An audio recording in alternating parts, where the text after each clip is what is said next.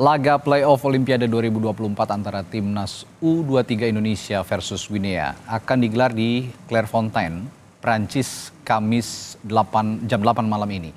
Dan Guinea harus melakoni laga playoff setelah menempati peringkat keempat Piala Afrika U23 tahun 2023. Indonesia pun menorehkan pencapaian sama pada Piala Asia U23 2024 yang baru rampung pada 3 Mei lalu. Lalu bagaimana peluang timnas U23 untuk meraih tiket terakhir menuju Olimpiade Paris? Kami akan membahasnya bersama wartawan senior harian Kompas, Mas Adi Prinantio. Selamat pagi, Mas Adi. Selamat pagi, Mas Radi. Sehat-sehat selalu. Sehat selalu, Mas Adi. Mas Adi, kalau lihat susunan pemain yang dirancang oleh Coach Sinteyong ini dan daftar skuad Guinea oleh Kaba Diawara, peluang terakhir timnas U23 melenggang ke Olimpiade Paris bagaimana menurut Anda, Mas Adi?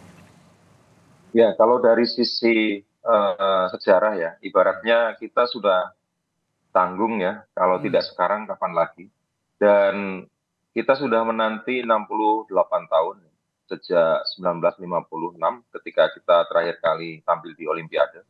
Sehingga penantian panjang yang hampir 70 tahun itu membuat motivasi timnas U23 sangat berlipat. Dan di luar faktor squad, rasanya motivasi, semangat, spirit untuk sangat ingin menang, ini akan sangat menjadi penentu dari hasil laga nanti ya, Indonesia melawan Guinea, Mas Radi. Ya. Sehingga faktor ini yang saya pikir akan digandakan berkali-kali lipat oleh Sintayong. Dan kita melihat bahwa Sintayong ini juga pelatih yang juga bukan hanya juru taktik tapi motivator. Ya. Sehingga dari tangan Sintayong pula Korea mengalahkan Jerman di grup Piala Dunia 2018. Ya. Jadi saya pikir meski squad kita mungkin jumlah pemain yang tampil di klub Eropa kalah jauh dibanding Guinea, tapi berlipat gandanya motivasi itu semoga akan membuat pembeda ya dari laga kali ini. Oke, kita sekarang masuk ke susunan pemain nih Mas Adi. Kalau kemarin kan sepertinya pelatih Sintayong menempatkan 3 bek tengah sekaligus di belakang gitu ya dengan formasi 3-4-3. Kalau sekarang kira-kira akan menerapkan formasi yang sama dengan komposisi pemain Guinea yang punya kecepatan tinggi dan juga postur yang lebih bagus sepertinya. Ya, kemungkinan formasi 3-4-3 bisa jadi tidak akan diubah ya. Dan rasanya squad di belakang dengan kehadiran Alfeandra Dewangga itu akan menjadi faktor kunci karena ketiadaan Rizky Ridho. Sehingga kehadiran Dewangga itu akan sangat krusial ya. Dan penyesuaian dalam beberapa hari terakhir semoga akan membuat Dewangga juga sudah bisa klop ya untuk memainkan peran utamanya dalam laga yang sangat menentukan. Nah, bersama Ferrari dan Komang itu juga akan menjadi penentu karena dalam 2 laga terakhir kan kita kebobolan ya dengan Irak 2 gol, kemudian Uzbekistan juga 2 gol ya.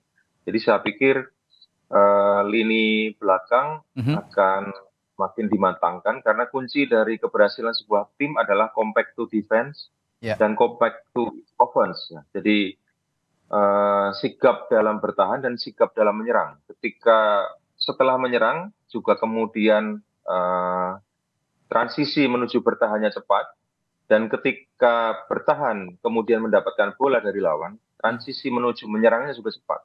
Nah, faktor-faktor ini yang akan menjadi penentu karena fisik juga menjadi faktor yang signifikan. Tadi sudah disampaikan oleh Sintayong bahwa aklimatisasi terhadap cuaca di Paris itu juga sedang menjadi perhatian. Jadi saya pikir aklimatisasi ini tidak ada masalah sehingga kebugaran akan terwujud dan pemain akan menampilkan yang terbaik.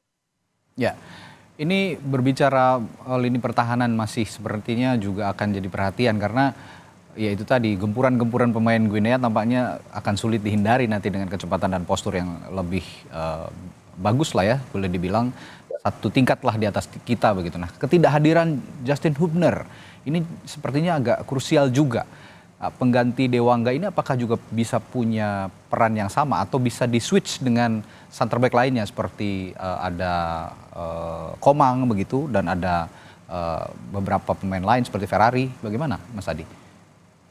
Ya memang salah satu upaya yang disiapkan oleh Sintayong sebagai pelatih itu adalah menyiapkan kemampuan para pemain untuk bermain tidak hanya di posisi aslinya ya. Ya, versatile Sehingga begitu. memang betul. Ya. Sehingga memang back sayap seperti Komang itu memang juga harus siap untuk menjadi back tengah. Hmm. Nah, bahkan eh, seorang gelandang serang juga siap untuk menjadi pemain bertahan. Jadi Hmm. kalau dalam posisi total football itu memang semua pemain bisa menjadi untuk bermain di posisi manapun gitu. Hmm.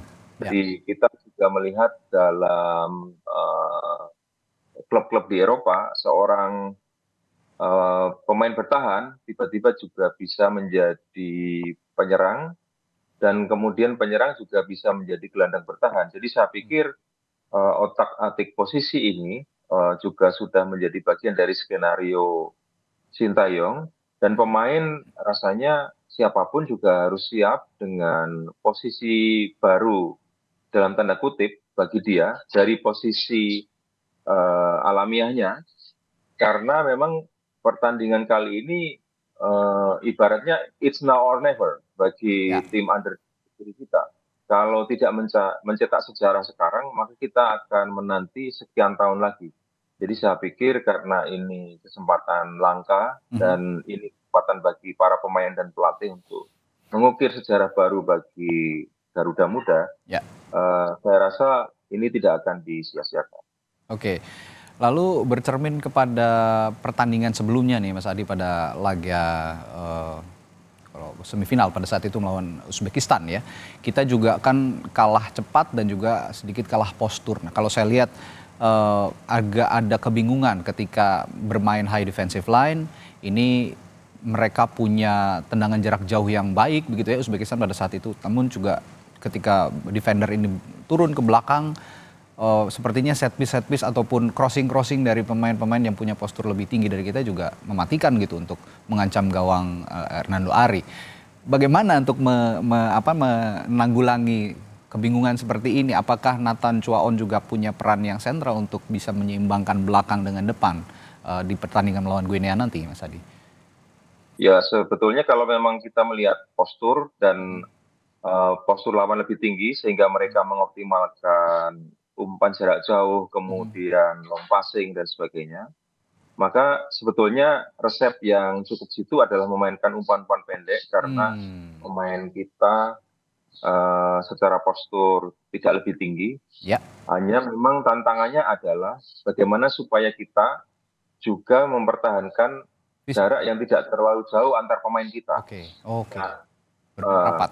ketika melawan Uzbekistan, memang Uzbekistan terlihat sekali efektif memperjauh ya jarak antar pemain kita. Ya. Pressure terhadap pemain Indonesia ketika tim U23 kita itu menguasai bola itu sangat efektif. Sehingga jarak antar pemain Indonesia menjadi sangat jauh.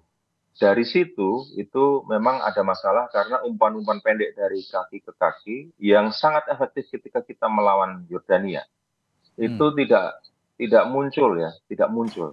Jadi memang eh, solusinya memang kepercayaan diri pemain untuk memainkan laga sesuai dengan style kita, Ya. arahan pelatih dengan kemampuan olah bola dan kemudian memainkan bola dari kaki ke kaki.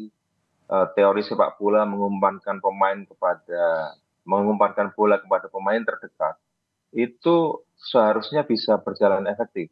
Jadi kita tidak peduli dengan bagaimana lawan memainkan bola, tapi kita konsisten dan yakin dengan bagaimana tim kita memainkan strategi. Itu lebih penting.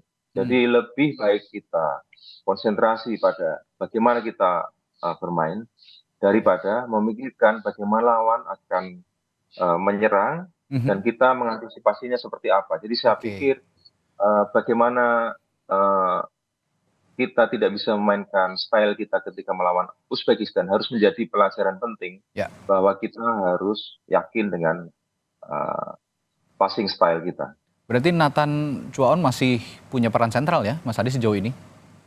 Sangat, kalau menurut saya, Mas Radhi, karena dia bisa menjadi penyapu bola ketika lawan belum mendekati kotak penalti. Ya.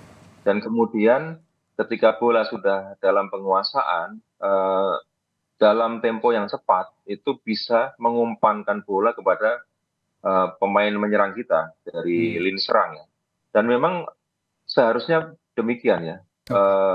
Ketika sebelum menguasai bola, seorang pemain pesepak bola harus tahu kemana bola akan diumpankan. Itu sudah teori yang harus dipahami dan bisa diwujudkan. Dan saya pikir pemain-pemain tim Under-23 kita sudah cukup paham dengan itu. Jadi jangan menunggu bola dan ketika bola sudah di kaki baru berpikir akan diarahkan kemana. Tapi sebelum menguasai bola sudah harus berpikir, sudah siap akan pasti diarahkan ke siapa. Ya, pergerakan tanpa bola juga ini juga bisa jadi catatan penting ya untuk mengecoh pergerakan lawan juga. Nah, kalau di lini depan, Rafael Strike sejauh ini bisa ada kontribusi yang lebih baik dibandingkan pertandingan-pertandingan sebelumnya melawan Guinea nanti ini? Perannya sangat baik ya, dan bersama Witan dan Marcelino, saya pikir Trisula ini bisa dinilai sebagai salah satu Trisula penyerang kita yang bagus, cukup bagus di tim Under-23, bahkan beberapa kali memperkuat tim nasional. Dan bagaimana mereka memporak-porandakan Yordania yang peringkatnya jauh di atas kita, itu saya pikir salah satu presiden baik ya, presiden baik, dan itu benchmark yang harus kita ulang, sering kita ulang. Dan saya pikir kepaduan kombinasi umpan di antara ketiga penyerang ini akan menjadi jawaban apakah kita bisa mengendalikan Guinea dan kemudian mengalahkan mereka. Jadi saya pikir pelatih Sintayong juga akan mengoptimalkan bagaimana efektivitas umpan di antara ketiga penyerang ini. Jadi saya pikir golnya Witan ke Yordania dan kemudian golnya Marcelino Ferdinand ya, gol ketiga gawang Yordania, itu open play yang menurut saya sangat indah. Dan itu akan sangat dikenang sebagai salah satu di antara beberapa gol terbaik Indonesia di Piala Asia. Ya, jadi Trisula Marcelino, lalu Witan dan juga Rafael Strike ini sepertinya masih bisa jadi ancaman ya begitu untuk Guinea. Terakhir Mas Adi, ada nama Agibu Kamara, lalu juga ada nama seperti Algasime Bah dan pemain-pemain yang merumput di Eropa, di Spanyol dan Perancis. Bagaimana Anda melihat nama-nama ini dari timnas U23 Guinea? Ya, betapapun memang meskipun sama-sama dunia ketiga di sepak bola ya, Asia dan Afrika ini kan sering dipandang sebagai negara dunia ketiga di sepak bola ya, dibanding Eropa dan Amerika Latin. Dan meskipun sama-sama dunia ketiga, tapi Afrika lebih banyak memang mengirimkan pemainnya di berbagai liga di Eropa, salah satunya Liga Perancis, karena memang dulu banyak negara Afrika itu jajahan Perancis. Dan kemudian mereka terbuka kepada imigran dari Afrika. Nah, itu keuntungan kultural dari tim-tim Afrika. Tapi ya itu tadi, boleh mereka bermain di liga-liga Eropa dan mereka banyak dimatangkan dalam kompetisi yang lebih baik daripada liga di Asia, salah satunya Indonesia. Tapi banyak juga pemain kita yang bermain di liga-liga yang cukup maju, misalnya Liga Jepang, nah kemudian juga di Inggris. Nah, dan itu sudah cukup mematangkan pemain-pemain Indonesia yang tidak hanya bermain di Liga Indonesia. Bahkan pemain Liga Indonesia pun seperti Rizky Ridho juga tampil cukup baik ya. Jadi saya pikir kedewasaan Ya, para pemain kita untuk beradaptasi dengan lawan, ya. beradaptasi dengan setiap lawan di setiap pertandingan sudah cukup baik. Hanya Oke. memang kali ini mungkin tensinya agak berbeda karena tanpa penonton. Tapi Oke. disitulah justru kita akan ditempa dan diuji Mhm. dalam laga sebenarnya ketika kita bermain tanpa penonton jauh dari negara. Oke. Ya, singkat Mas Adi, kalau untuk prediksi Anda skornya berapa nih nanti 2 kali 45 menit saja kalau kita lihat akan laga yang akan berlangsung di Clairefontaine nanti?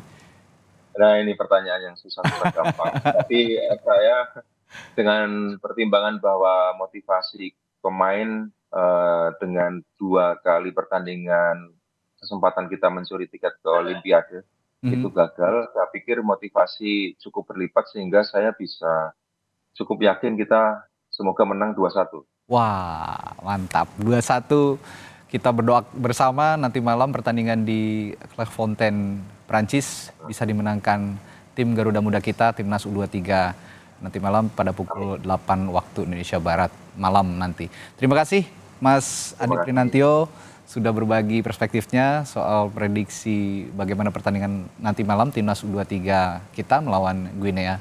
Terima kasih Mas Adi, sehat selalu, sampai jumpa lagi. Sampai jumpa Mas Radi. Terima kasih.